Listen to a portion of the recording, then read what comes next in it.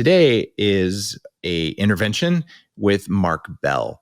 Mark came up to my place quite a while ago and was on the show. He is a world record breaking power lifter. He owns Super Training Gym, the strongest gym in the West, invented the Sling Shot, which is a thing you put around your arms to help lifters lift more without getting injured. And well, he also runs Mark Bell's Power Project podcast. He did all this because, well, a bully was mean to him after punting his New York Jets football into the woods and said, I'm going to be so strong that I can actually punt the bully into the woods. And apparently he can do it. A 1,080 pound squat, 854 pound bench press, and 766 pound deadlift. And when he was here up at my house, I bench pressed him just to show him his boss. Okay, maybe that didn't happen. But it was really fun to see you on some of the gear from Upgrade Labs, because I mean, you were pushing some numbers that didn't make any sense. You know, like it's like a video game where the numbers wrap around, or an odometer, they wrap around back to zero. So you kind of do that with power. So what's going on with you, man? What are we going to hack today? I didn't know this was an intervention, man. I'm out of here. Sounds pretty intimidating. I think a lot of people have experienced this, especially in their 40s, when all of a sudden shit doesn't work the same way as it used to. So for me, it's my eyeballs. And I don't really recall seeing anything like out of focus at any particular point. I don't remember being like, oh, I think my eyes are going. I just woke up one day and it seemed like they were gone. And they progressively gotten a little bit worse. Probably because of the interventions that I'm currently using, because they're probably not great, you know, like wearing readers and things like that probably are making the problem a little bit worse. So yeah, I've had some issues with my eyes. I've tried to do some stuff like, not look at the sun necessarily, but view the sunrise in the morning and some things like that I heard could potentially help. I also took some like vitamin blend that's supposed to kind of help your vision, but didn't notice much from that. Maybe I haven't been taking it long enough or something like that. But yeah, so I would like to be able to see the way that I used to be able to see. I see. So I did their dad joke time. So that was pretty good. You have something that's really common, right? You're becoming nearsighted. Farsighted as you age. I said it backwards, of course.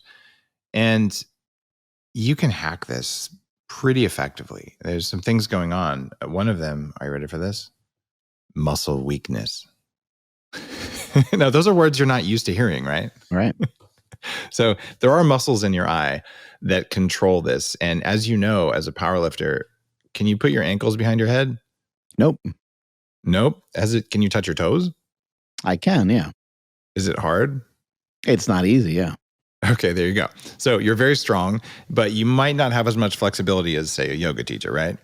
Absolutely. Okay, and these are like the two sides of a coin. There's strength and there's flexibility. And as you age, your eyes, the muscles lose strength.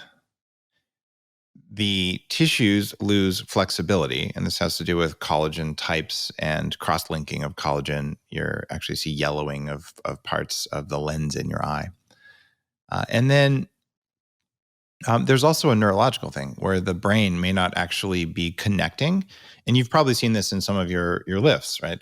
There's some kind of a connection between the thought and then actually doing it. Right. And there's a willpower and manifesting and all that kind of stuff, you know, the spiritual side of sports. But there's also a neurological side where the body doesn't fully tell the muscle to turn on because the muscle's afraid of being injured and the body believes the muscle, right? So there could be some of that neurological stuff where the signal's not getting through, and that can be a wiring problem, or it can be a problem in the eye itself saying, I don't want to do that. I don't think that's usually the problem in eyes, but honestly, I don't have any data on that last point. But I do know that tissue stiffening and activation and training of the muscles, so you have fine-grained control, are really important. And you're right at the age where this happens to a lot of people. And I'm going to humble brag for a minute here, not to tell you, hey, everybody, look at me, but just as an example of what's possible. I was about 20, I don't know, way back in 1997, I had LASIK, which was a bad idea. It did get me to 2015 for a while. And I was pretty bad before that. I don't know. I got glasses in 7th grade kind of thing. And you could say, yeah, but Dave, you're nearsighted. You could always see small print, but I'm going to get to that with you in a minute. And after, I get 13, 14 years after the surgery, I wasn't 2015 anymore. I was more like 2060 or 2080. And I developed astigmatism. And I went in and I did heavy duty vision training exercises once a week. The same stuff you would do in your strongest gym in the West, super training gym, but I did it for my eyes. Okay. It was actually harder than going to the gym because your brain doesn't want to do it. Some of the exercises were for fine-grained nearsighted control. Some of the exercises were for distance focus. So you can see an athlete, say a gymnast, how do they walk on a what it calls a balance beam, right? Mm-hmm. They're doing all this stuff. Well, it's fine-grained neurological control. In fact, it's the same thing that lets women walk in 19-inch heels or whatever they do. I don't know how they don't fall over, but it's because they practiced, right? So have you learned to walk in heels yet? I've been working on it. See, I can actually say things like that to the world's strongest powerlifter because you're not in the same room with me and you won't fold me into a pretzel. So I'm kind of baiting a bull who can't charge me. So I'm just messing with you. But you know what I mean? Like, how could you possibly dance in heels or be elegant? Well, it's a learnable skill, is my point. Okay. So we want your eyeballs, more specifically, the muscles in your eyes and the connection between the brain and the muscles to be able to walk in high heels or walk on a balance beam or do something that's nimble and flexible and highly, highly precise. And it's that precision training that's cool, right? I mean, you grab a dumbbell and you're going to like, just bring it up. Or do you bring it up really slowly without a wobble? Like they're just different skills, right? That's a part of this. So let's address first what happened with my training in that. I'll tell you some of the exercises I did. And then we're going to address supporting the tissue stiffening and the energetics of it. And then we'll talk about some hacks after that might possibly work for you. Sound like a deal? Sounds great. Okay, and I want to call out here. I'm not a doctor. I have no license. I'm an unlicensed biohacker. And this isn't a medical call, as you've probably already heard. This is a training call, just like you're not a medical doctor, but you help people get stronger and recover from whatever is going on with their shoulder, right? So definitely not a doctor sort of thing. If I talk about medical stuff, it's go see the right doctor who can help you out with this. So I did 3 months, an hour a week of just crazy, annoying, exhausting eye exercises that are also kind of like brain training. At the end of this, I went from that 2060 with astigmatism back to 2015 in both eyes and the ability to read the very finest print a teenager can read. And I still have that today. Okay. What the heck? Okay. I am, 48. Still a bit older than you. The last time I went in was probably 3 years ago, pre-pandemic, maybe 4, to one of those crazy eye specialist types, a little bit of a functional vibe. And she looked and she said, I've never seen anything like this. You haven't lost any flexibility in your eyes the way you're supposed to as you age. And you're still 2015. You can read the finest print. Keep doing what you're doing. I haven't seen this before, but I think it's a combination of your glasses, i.e. the True Dark glasses, and the supplements you take and the things you eat. So I have those data points that I am able to read the finest print. And it's a question of lots of lifestyle things. I'm going to walk you through everything I did. But the first thing, let's get through the training side of things. There are people, including eye doctors who may hear this and be offended, who have learned you cannot train the eye. It's not possible. In fact, if you go to Wikipedia, which is pretty much owned at this point by Snopes, not that it's a nonprofit foundation, it's not actually owned by them, but there's a very strong anti-functional medicine vibe amongst the 2,000 or so people who run the content on Wikipedia. It is not a democracy at all. It is pretty much influenced by Big Pharma at this point. So they tell you lots of stuff aren't possible on Wikipedia, and they're just not even truthful at this point. So I don't consider them to be a good source of information on this. When you look at the history of eye training, there's a guy named Bates who figured this out. And if you look up Bates eye training, you'll find all kinds of stuff online about it. And I first became aware this was possible, Mark, because Meyer Schneier, who wrote a book called Yoga for Your Eyes, which I want you to buy and read. I actually had the honor of hosting him at the nonprofit anti-aging group that I used to run in Palo Alto. And he came and gave a talk. This is a guy who had 200 surgeries on his eyes before he was some very young age. He should be legally blind because his cornea is like a shattered mirror. Yet he reprogrammed his brain. He has a driver's license. He can see just fine. So what's going on here is the brain can change what comes in through the eyes so you can still see it. And he has a set of exercises in the book that are incredibly annoying because they're more like yoga exercises. And so part of this is rest periods for your eyes. When you lift really heavy one day, do you take the next day off? Sometimes, yeah.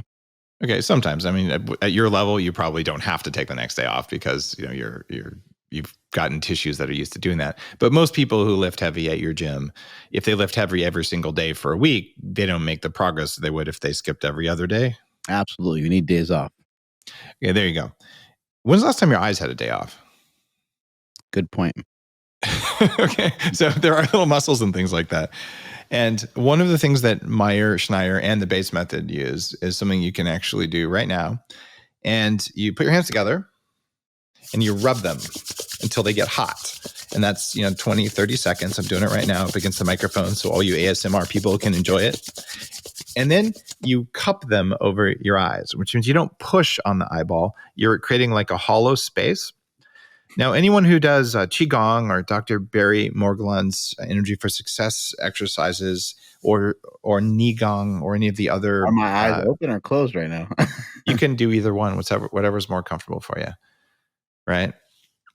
And what I would be doing in person is sticking googly eyes on your hand so you looked really funny.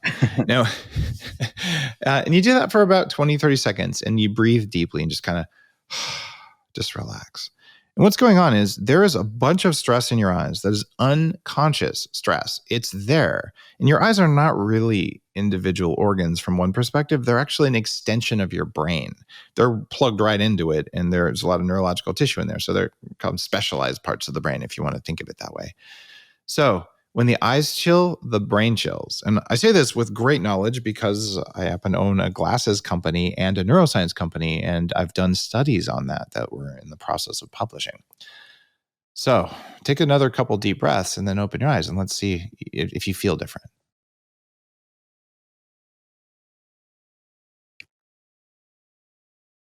Now, how's your brain feel when you do that? How do your eyes feel? Is there any difference? It took a second for my eyes to kind of recalibrate to the room. Yep. Yeah, it felt good. Okay. And what I did when I was recovering from whatever had happened to my kind of drifting off the path after that surgery I had many years ago. And by the way, have you had any vision correction surgery? That's an important question. No, I have not.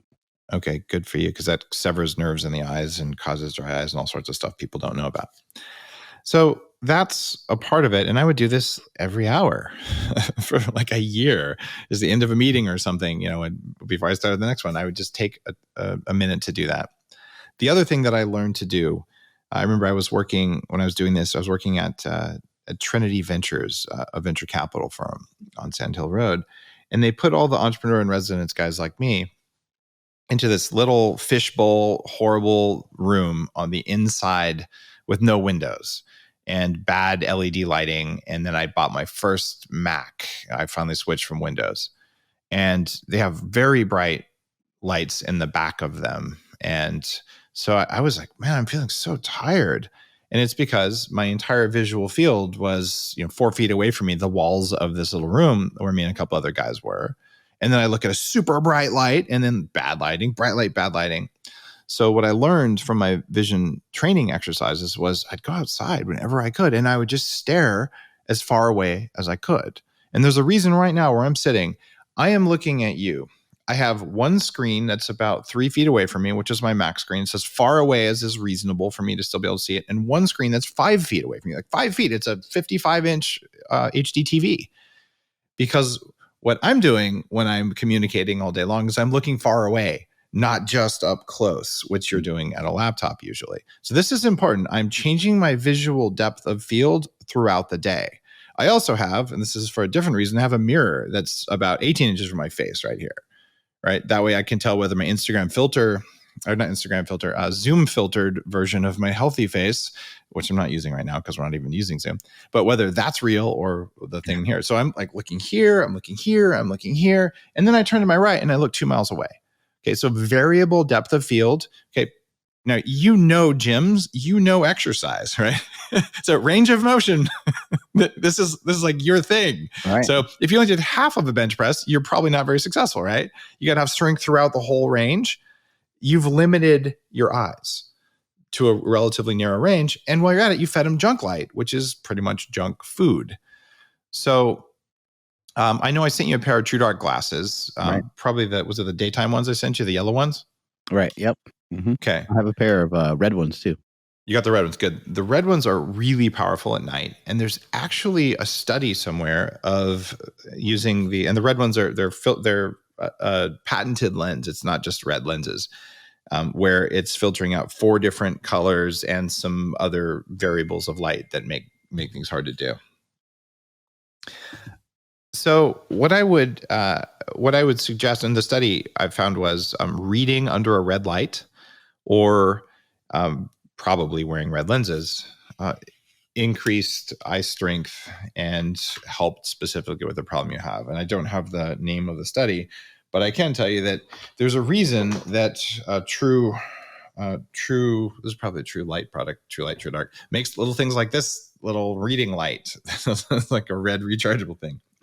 And I don't even know what its name is off the top of my head, but I use that kind of stuff, right? And so at night, my lights are red and very dim. And this is part of fixing the problem. They're just getting overstimulated. I am predicting a huge wave of macular degeneration from looking at bright LED lights from our ceiling and LED lights at our screens without depth of field. Like it's a disaster.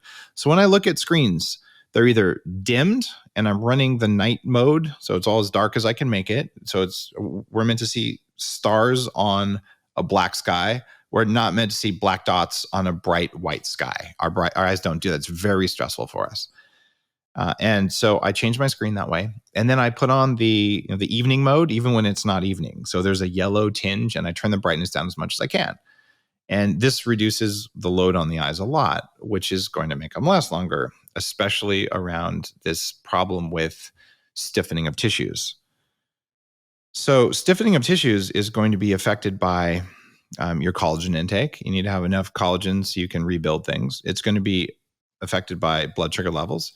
A lot of bodybuilders, but not so much powerlifters, like, yeah, I'm going to spike my insulin and my glucose as much as I can after my lift because they call it insulin-like growth factor for a reason. And, some of those guys are ending up as type 1 or type 2 diabetics later in life because of these incredible spikes. Well, they also create something called advanced glycation end products, which is cross-linking of proteins, including collagens. You don't want that in your eyes. You don't want that anywhere in your body. So maintaining normal blood sugar would be good. Do you have blood sugar problems? No, not that I'm aware of. I've been on a low-carb style diet for a long time. Are you keto for long periods of time without eating any carbs? No. Good. I mix in like fruit and vegetables and things like that. Okay, good. I think especially with the output for your body, a lower carb diet is great. A zero carb diet might not be really good from an autoimmune perspective. You poke holes in your gut if you do that for too long, and lots of other reasons. That's why I recommend cycling on the bulletproof diet. Who would have ever imagined? And not cycling, cheesecake and burritos from Taco Bell either. Yeah. So, so you're not eating a lot of sugar, so you shouldn't have glycation products. The other thing that can affect people's eyes, but I don't think is affecting yours, is if you're having mitochondrial issues, kind of brownouts, or you have toxins, which might be an issue for you because you said it kind of fell off a cliff, right? Yeah. Your eyes. I remember you texted me and said, I can't see, like, what the heck just happened? This was over the course of a week or over the course of 2 months or what? I just kind of recognized it like one day, and then I was like, that's strange. And then the next thing you know, I'm like wearing readers like I'm 60 years old. Got it. So quite often you get exposed to a neurotoxin, your vision changes. There's something called a visual contrast sensitivity test, which you can get at certain eye doctors. And it measures, can you see the difference between these 64 shades of gray? And if your nervous system is dialed in, you can see it. And if it's not dialed in, you can't see it. And they all look the same to you, or you don't see any gray at all. And it's totally invisible to your conscious mind. But when you say A versus B, you go, oh, what the heck? So this is used to diagnose environmental toxins. And I have seen people, including me, like I do something wrong biologically. The next day, I am not 2015. One eye or both eyes may be blurry. And then I've even had times where, wow, that fine print is off. That's weird. But it gets better when you remove toxins and you increase mitochondrial function, right? So some of this may be that. So when you had this sudden appearance of nearsightedness, did you move into a new house? Was there any environmental change that would have changed the toxic load on your body? Not that I'm aware of. I'm trying to line it up with like when it happened. Nothing that I'm conscious of. Okay. Do you practice dimming your lights at night? I have been for maybe like the last couple months. So I haven't been. Okay, so it's a new practice for you. Yeah. I'm seeing more and more problems with just eye overuse. Your eyes are not meant to see bright lights at night. It's like candles, fireplace, or fireflies and stars and the moon once a month. That's the entire history of our species until recently. So dimming those lights, it takes time. Replacing crappy lights is a good thing. And you're in your podcast studio, right? Right. Yep. What's shining on you right now to make you look so beautiful? Yeah, we got some pretty bright lights shining on me right now. And they're LED lights, right? I believe so. Yeah, so they're kind of flat panels, kind of bright, harsh light. Okay. How much time do you spend under those lights every week? Quite a bit. Okay. You wondering why your eyes are having problems? Okay. Very bright pinpoint sources like those, they actually cause skin aging in addition to eye aging. So there's people who I actually support who will say, wear sunscreen indoors or long sleeves to avoid tissue aging from harsh LED lights, especially studio lights. Now, sunscreen is generally not good for you because of its hormone disruptors and all that. So this is mineral type of sunscreen that isn't the harmful stuff I'm talking about, or maybe PABA, the B vitamin based stuff. So what I'm doing that's different than you is I have 120 watt halogen over there and 120 watt halogen over there. In front of them is a diffuser screen. So basically my eyes are seeing two sun-shaped orbs about this big.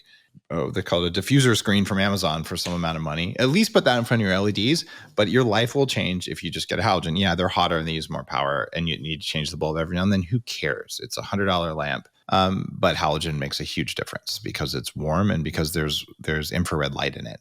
The other thing you can do to chill your eyes out a bit, having a red LED light on somewhere makes a really big difference for you, even if it's just behind your monitor. So you're just changing the ratio of this bright stuff. The eyes are expecting the rainbow of spectrum and heat to come from light. There should always be, outdoors in the sun, there's heat and light together. When you get light without heat, the eyes actually don't turn on some of the healing stuff they should do. But I don't think you're going to turn on a radiant heater. I certainly don't do that. But if you look behind me, there, see that red light that just came on behind me? Yep. At night, those things are on, and I have something similar behind my monitor so that there's just a little bit of a red glow. Okay. You'd be like, Dave, you're the biggest nerd ever. Look, you're on a low-carb diet, right? It's because too many carbs do bad things to you. Okay. Absolutely. I'm suggesting you need to change the ratio of red light to blue light and infrared light in your life the same way you did with your food. And that when you do that, it's going to create long-term advantage for you. Okay. It's not as crazy as it sounds when you look at it through that lens, right? Right. Okay. The next thing I want to do is go back to that training I did, the stuff I learned from Meyer-Schneier. We talked about that resting of your eyes. They call that eye cupping. And guys, you can Google Bates method. You can look at Meyer-Schneier's book, Meierschneir. One of the more inspiring books ever. You realize what this guy went through to retrain his brain. It's nuts. And it is tiring to do brain training. I have 40 years of Zen that does that, but training your eyes is just as tiring. So I brought something for you. This is actually left over from my eye training years ago. I would refer you guys, but the guy who did that is not there anymore. Like they don't do that.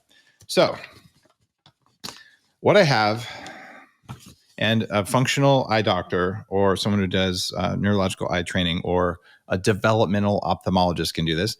Can you see these little letters? I cannot. Well, that's because you have eye vision problems now, isn't That's right. It might be a camera issue.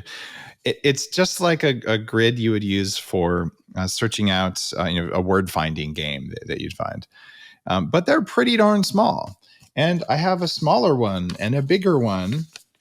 So what you do with the nearsighted training, the farsighted training, this is to train your up close vision.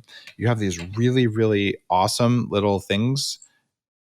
They're lenses that have different levels of focus, kind of like readers, right? But if you wear readers all the time or corrective lenses all the time, your eyes get weaker and weaker by design. Now, every eye doctor who recommends glasses, how dare you say this, Dave? Don't you know?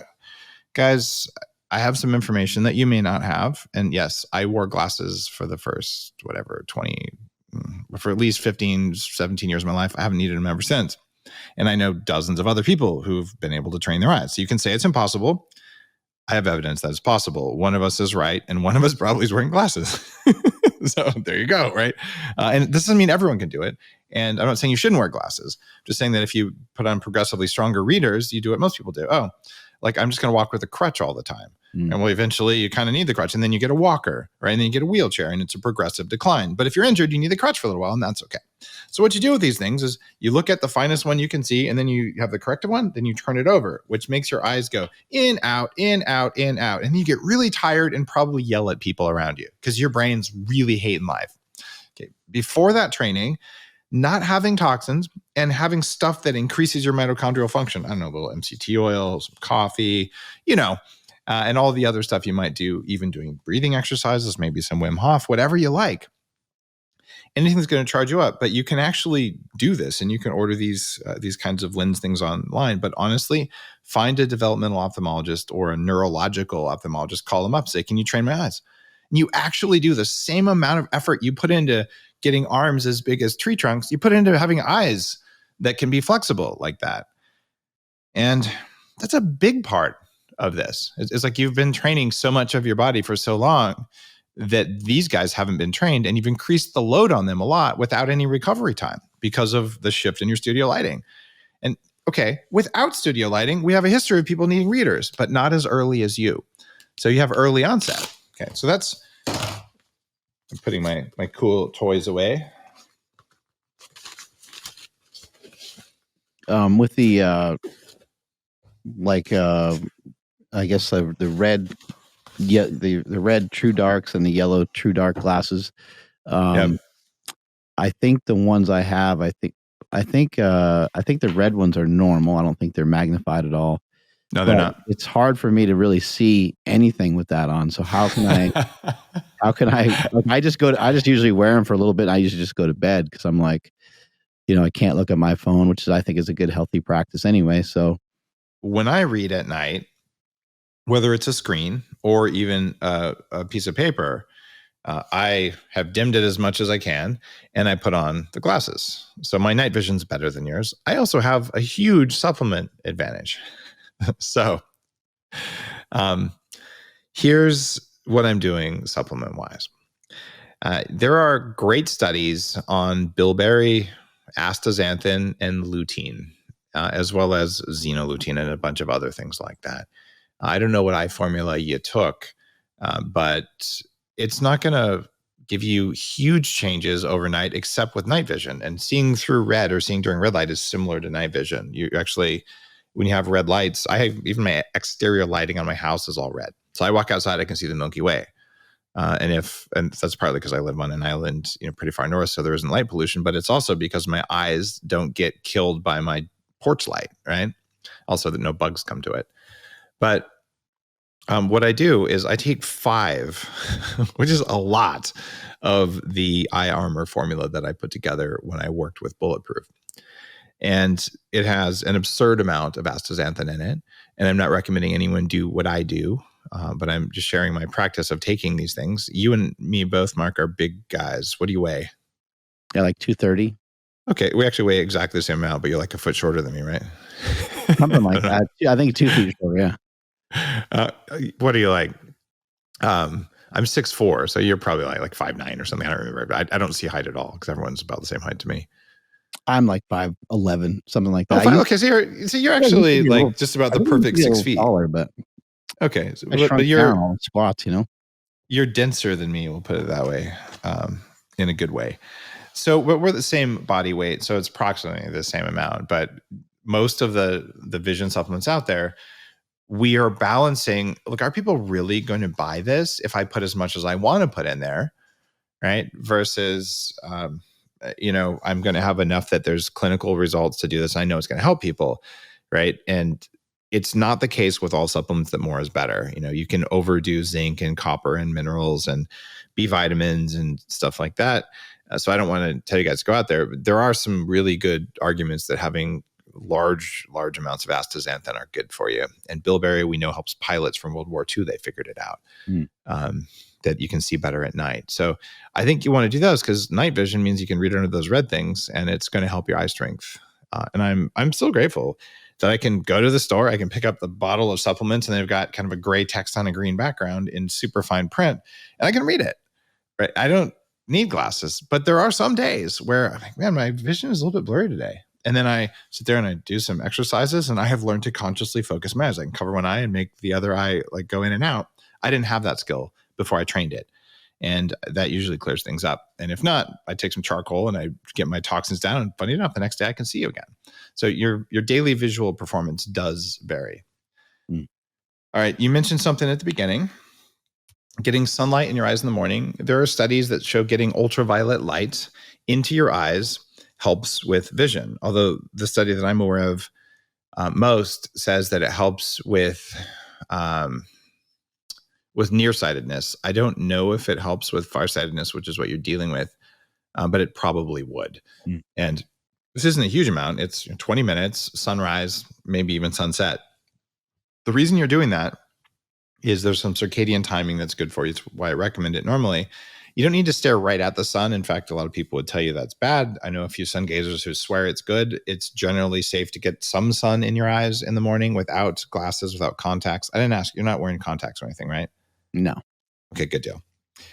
So what's going on there is that signal causes collagen synthesis, which is a really good thing you'd want to do.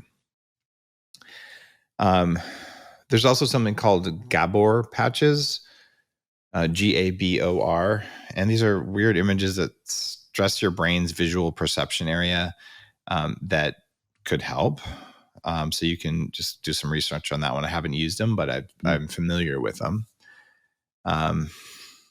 Let's see, there's some other stuff going on here. There are apps that train your eyes that probably work. There's one that I'm intrigued by.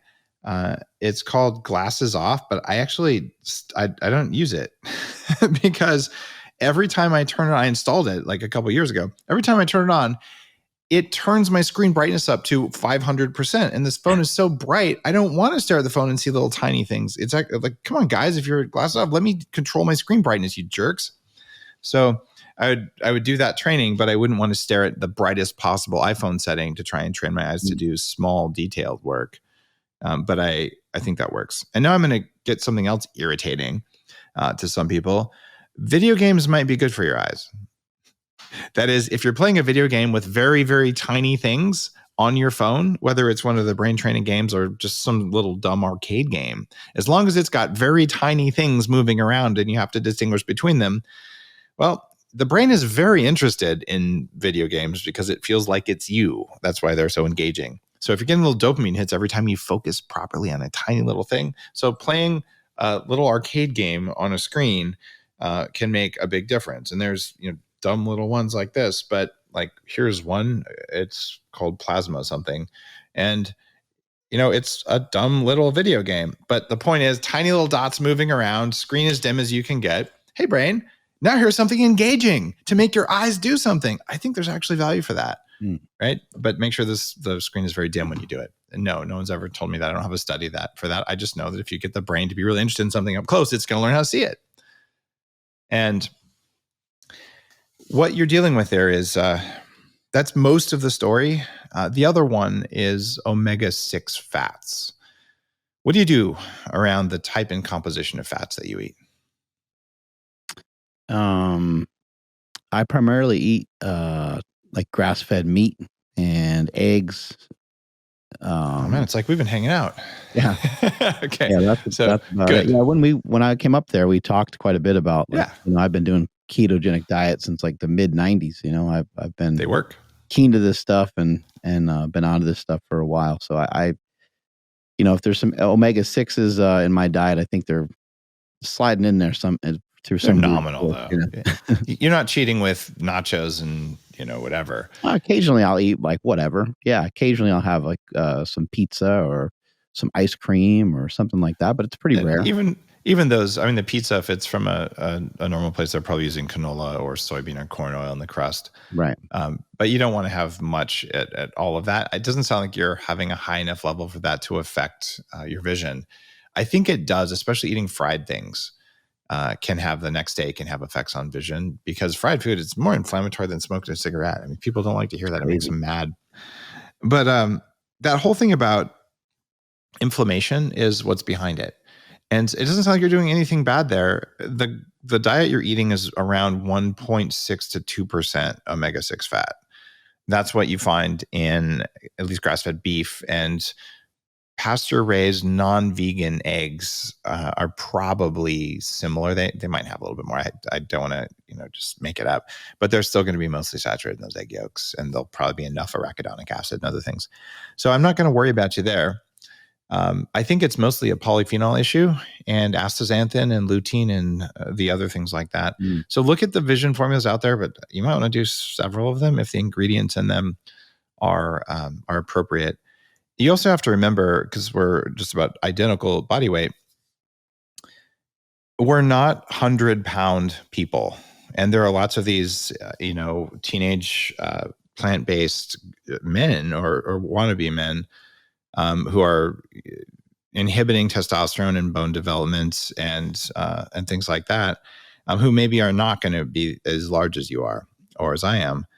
But supplement manufacturers have to make a dose that is absolutely safe for the very low end. So you can have, a 90-pound, 4'11" woman, and okay, this is the recommended dose.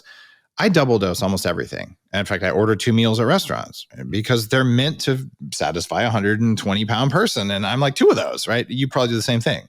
Absolutely. Okay. With your supplements though, you need to double and maybe triple because you also have way more percentage of muscle than the average kind of spongy person. So I think for anyone listening, if you're obese, you might need more detoxing stuff. And the recommendations in Superhuman around calories, like, well, you kind of subtract most of your fat weight, and then that's your calorie need. And what Dave is talking about calories, well, I'm at least talking about protein, not calories, to be really clear. So that's your protein need, but you don't want to be eating extra calories. Just that's not the biggest variable. So for you, I think we're not going to worry about your diet because you're pretty good. Are you taking any fish oil? I do. Yep. I take. Okay. Probably I've been doing this for like the last 2 months because I go on and off fish oil here and there, and I've been taking like I think I take 6 of them twice a day. 6 big pills? Yeah, 6 big capsules. Yeah, you might be overdosing it. And was this after your eyes went off? Yeah, I've been doing. Yeah, I've been doing this more recently. Yep. And there's debate over the correct amount, and in the 90s, the anti-aging group that I was running, if you I'm just take 3 glugs, I'm just drinking it, but you can overdose on 3s as well, and then they become pro-inflammatory. But if you've only been doing it for 2 months, it's not going to be an issue. I'm happy with 2 or 3 grams a day, but if you're doing 10 grams a day, it might be beneficial, it might not. I think that there's great debate about it. Just we know it's good. Just because it's good doesn't mean more is better, which is the exact opposite of what I just said before. Because we're bigger, we need more, right. But it doesn't mean we need 10 times more. It only means we need like 2 times more. So let's talk about one other thing that may be helpful, but I don't know for sure. You can do micro current TENS around your eyes. And this is, what does TENS stand for? Transdermal electrical, what does N stand for? Something. Anyway, the little thingies that you can buy for $5 with little patches that make your muscle go squeak, squeak. Not like the electrical stim that you or I would use for physio or for putting on muscle. But those little things, there are devices meant specifically for macular degeneration that strengthen the acupuncture and acupressure points around the eyes.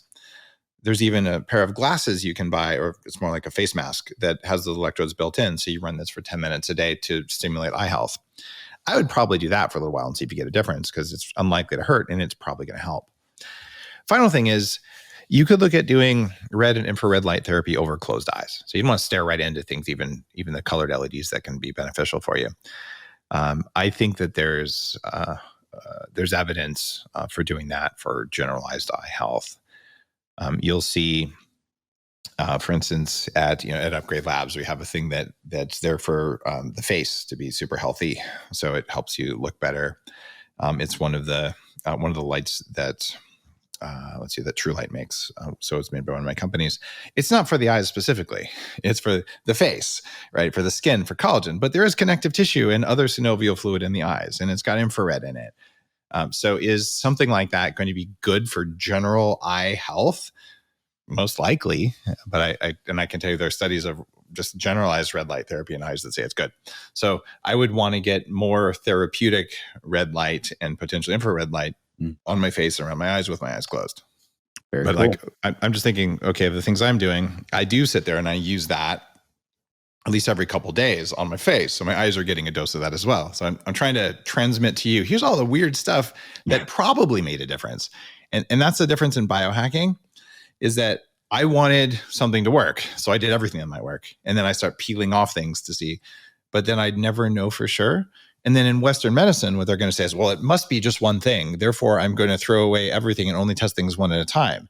And these are the kind of scientists who can't make bread, because they baked the water, they baked the yeast, they baked the flour, there is no bread, right? So then you have to combine things. And you know this because you are a powerlifter. You don't do just one thing to become strong.